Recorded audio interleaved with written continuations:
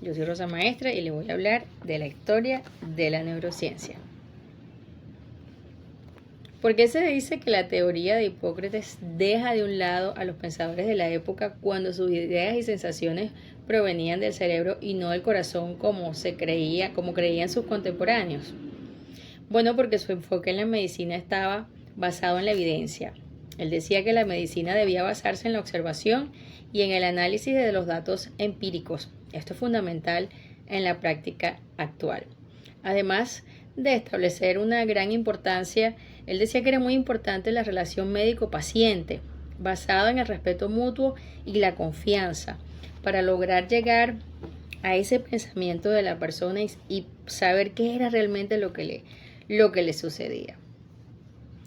¿Por qué se dice que la teoría propuesta por Hipócrates deja de un lado a los pensadores de la época cuando sus ideas y sensaciones provenían del cerebro y no del corazón como muchos de sus contemporáneos creían?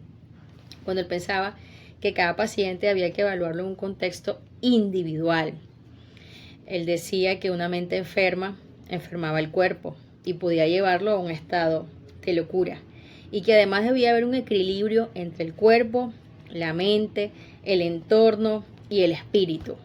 Y también estableció el código de ética conocido como juramento hipocrático, el cual se mantiene vigente actualmente.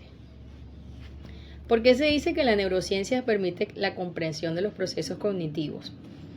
Primero, porque describe la organización, funcionamiento y el proceso del sistema nervioso central, particularmente el que ocurre en el cerebro, además de resaltar la importancia del procesamiento de la información y la generación del aprendizaje, percepción, atención y memoria. Conocer el cerebro en el sistema del estímulo, respuesta a las emociones de fondo, en la toma de decisiones, en la inteligencia emocional, en el lenguaje y la memoria. Todo esto es fundamental para generar conocimiento y aportar calidad de vida y solución a estas personas que de repente presentaban enfermedades que no podían curarse con la medicina tradicional.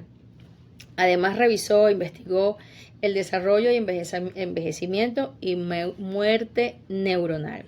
Él también hablaba de la plasticidad celular y molecular. Decía que las neuronas se transformaban, que el cerebro a medida que pasaba el tiempo se iba transformando a medida que iba adquiriendo conocimiento. También empezó a estudiar las bases biológicas de las psicopatologías. Estableció y determinó que la actividad física y la calidad de sueño son fundamentales para fortalecer el aprendizaje y para tener un cuerpo enérgico. Decía también que las neuronas espejo eran importantes para el desarrollo de la persona y el aprendizaje en su contexto social. Decía, como ya lo dije anteriormente, que el aprendizaje cambia la estructura del cerebro, que el aprendizaje cambia a las personas. Las personas, cuando están motivadas a estudiar algo, su proceso de aprendizaje se hace muchísimo más fácil. Y algo muy importante también que él estableció fue el rol de la nutrición en el aprendizaje y la memoria, que influía mucho los alimentos que ingeríamos para que pudiera aportarnos los nutrientes necesarios. Y aquí vamos a hablar de la teoría de Hipócrates. Bueno, él decía que el cuerpo estaba compuesto por cuatro líquidos o 4 humores, como él lo decía, los cuales eran el sanguíneo, el flemático, el melancólico y el colérico, los cuales se relacionaban con los 4 elementos. Él decía que un hombre sanguíneo era una persona muy enérgica, que un hombre con mucha flema era un hombre calmado, y que un hombre con mucha bilis negra era melancólico, con mucha bilis amarilla era colérico. Y esto se fue relacionando. Cuando se hablaba del frío y el húmedo, conseguíamos el hombre flemático y se relacionaban con el agua. El seco y el frío con la tierra, el hombre melancólico. El seco y el caliente con el fuego, el colérico. Y el caliente y el húmedo con el aire. Entonces veamos un poco acá cuáles eran estas características. El hombre sanguíneo era alegre, enérgico, vigoroso, de buen humor, apasionado y brindaba confianza. Cuando vemos acá, el hombre flemático era un hombre reflexivo, tranquilo, justo e incorruptible, poco comprometido, simpático, le gustaba la buena vida y poco el trabajo.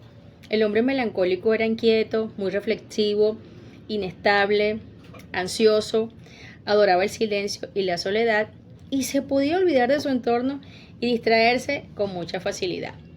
Y por otro lado tenemos el colérico, que es aquel perseverante, rápido en sus decisiones, con grandes aspiraciones, extrovertido, ambicioso, individualista y exigente consigo mismo. Para mí, una de las cosas más importantes de la teoría de Hipócrates y de todos sus aportes a la psicología es que el cuerpo y la mente no son un ente aislado, que tiene que existir un perfecto equilibrio en cómo está nuestro pensamiento, en cómo se encuentran nuestras emociones y en cómo nosotros nos estamos alimentando.